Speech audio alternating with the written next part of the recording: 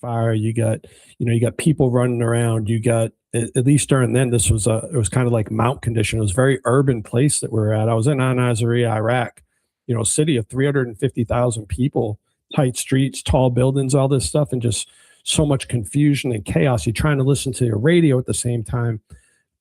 But what I imparted upon my guys and anybody that I rubbed elbows with over there, people would get really, really excited. And I would just look at them and say, hey, man, look, calmness under chaos.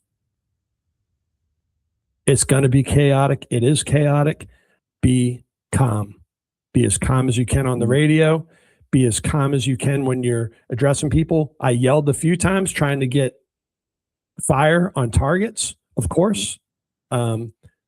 Aggressive with my crewmen saying, hey, our whole port side is exposed. I need you to move up 10 damn feet and take defilade. Yes, staffs aren't do that, right? But most time, calm, very, very calm. I had a Marine gunner, the battalion gunner, who's an infantry weapons expert, come up to me, and we were I say bivouac. We just went through some nasty firefights. We just thermited a tank because it got stuck in a big sewage plant. Us and the infantry are clearing the whole east side of the city of Al-Naziriyah on foot. I'm watching them do it. I'm in a turret, pistol drawn. My crewman's got his rifle. He's trying to drive at the same time. And we finally got to a place where it was somewhat quiet. And that gunner ran up to me and he's like, hey, I need you to take you and your section. You see that burning vehicle over there? And all I could see was just a bunch of black smoke. He said, I need you to go over there and go rescue whoever is alive in there, go retrieve whoever is deceased, and go to the other side of the bridge, boot, scoot, buggy. I said, hey, no problem, sir. Lowered everybody up, pulled all my guys in. I said, hey, listen, I don't know what this is going to look like, but calm, right? I need everybody to be in control. We're going to go up there. If it's a friggin' hot mess and, and his blood and guts, and so, I need you guys calm. Everybody talking, calm. We went up there, bivouacked the vehicles. There was one deceased Marine. My crewman went in there and grabbed him. He handed him up to me. I placed him on top of my vehicle. There were some other guys over there that had equipment. We had to zero out all the radios and stuff. There was some deceased Iraqis, some kids friggin' wounded on the side. So calm, everybody calm. Okay, everything's done. Load up, roll up ramps. Let's go.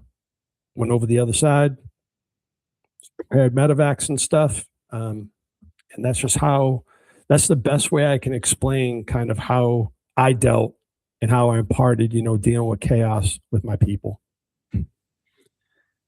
My fearful moments pale in comparison to yours, so I won't even bother with that. But what I think about from a fear perspective and how I try to translate this to the folks that haven't experienced the level of fear that you have is, let's just take general life, for example. How many folks are fearful of guest speaking, right? Public speaking. Yeah. How many people are fearful of, using a public restroom?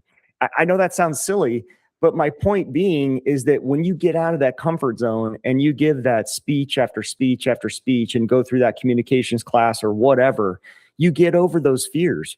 Right now, everybody is so fearful of anything that makes them uncomfortable. They don't grow. And so that's a great point.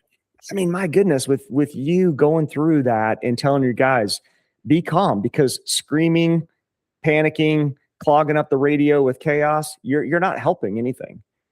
And to remain calm, man, I'm sure that your team definitely looked up to you. You were quite the mentor to them. I hope so. So normally you get your report cards, as you continue living your life in uniform and out of uniform. And when most of your people are still talking to you and, and they still reach out to you and you reach out to them, you got a pretty good report card. I didn't say that my men liked everything that I did, particularly I was really hard on them during the training times. There's some times where one of my crewmen, I had to get a little physical with him and because he made a big friggin' mistake, did something really, really stupid. So